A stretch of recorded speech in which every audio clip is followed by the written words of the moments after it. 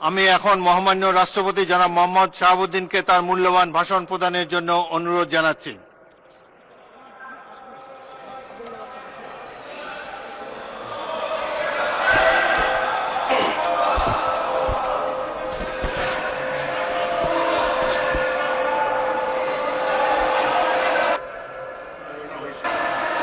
মাননীয়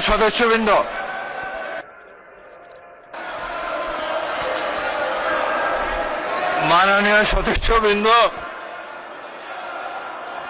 অনুগ্রহ করে আমার কথা শোনার চেষ্টা করুন। মাননীয়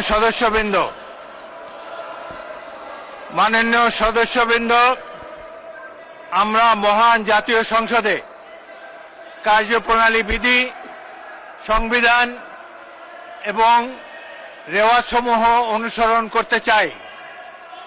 আপনারা এখানে কোনো খারাপ প্রেসিডেন্স উত্থাপন করবেন না। দয়া করে আপনাদের আসনে বসুন